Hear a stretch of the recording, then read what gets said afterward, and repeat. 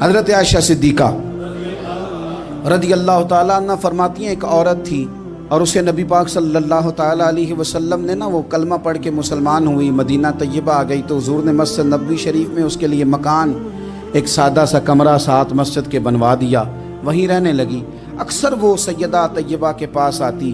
تو حضرت عائشہ صدیقہ رضی اللہ تعالیٰ عنہ فرماتی ہیں وہ بڑی باتیں سناتی اور آخر میں کہتی وہ ہار والا دن بھی بڑا عجیب دن تھا اور میرے رب کی قدرتوں کا دن تھا، وہ بھی بڑا عجیب دن تھا۔ سیدہ عائشہ صدیقہ رضی اللہ تعالیٰ عنہ ایک دن فرمانے لگی کہ تو ہار والے دن کا بڑا ذکر کرتی ہے، وہ کیا دن تھا؟ تو خاتون کہنے لگی اماں جی وہ دن تھا جب میرے رب پر بھروسہ اور مضبوط ہو گیا،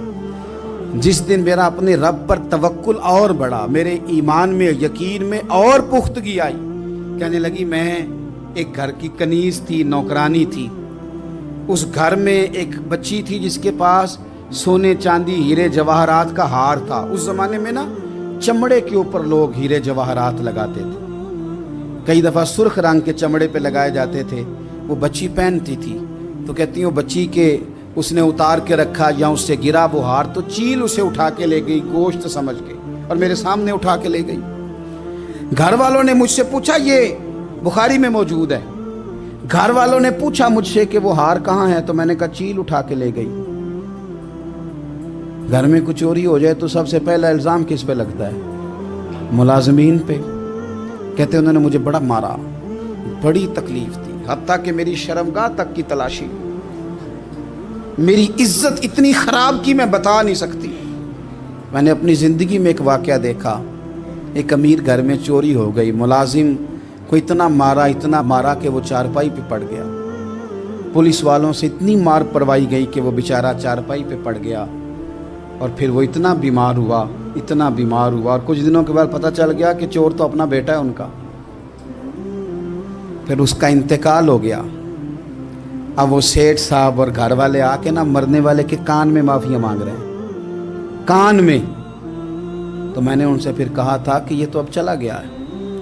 تمہارا زور چلتا تھا نا تو تم نے قانون خریدا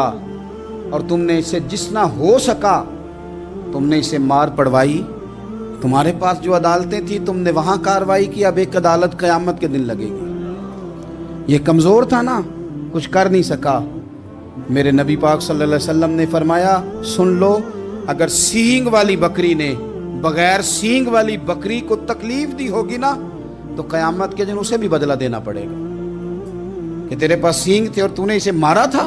وہ خاتون عرض کرتی ہے سیدہ عائشہ کی خدمت میں کہ مجھے بڑا مارا، مجھے تکلیف دی، میں کہہ رہی تھی کہ میرے سامنے چیل لے گئی ہے پر وہ نہیں مان رہے تھے، اماں جی انہوں نے مجھے بڑا مارا۔ حضرت عائشہ صدیقہ کہتی ہیں پھر کیا ہوا؟ کہنے لگی اماں جی جب کوئی میرا مددگار نہ رہا، مجھے تکلیف دے رہے تھے، رسوا کر رہے تھے، تو میں نے اپنے رب سے مدد چاہی، میرے رب کی طرف میں نے توجہ کی، میں نے کہا مالک اب تو ہی میرا مددگار ہے۔ کہتی ہے وہ مجھے مار رہے تھے تو وہ چیل جو ہار لے گئی تھی وہی لے کے واپس آ گئی اور ہمارے سروں کے قریب لا کے اس نے جب اس ہار کو پھینکا وہ مجھے چھوڑ کے سائیڈ پہ ہوئے، وہ میری بے گناہی جان گئے،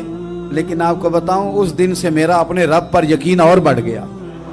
مجھے سمجھ آ گئی کہ جب انسان پورا ٹوٹ جاتا ہے اور جب کوئی چاروں جانب اس کا مددگار نہیں ہوتا تو رب تو ہوتا ہے نا،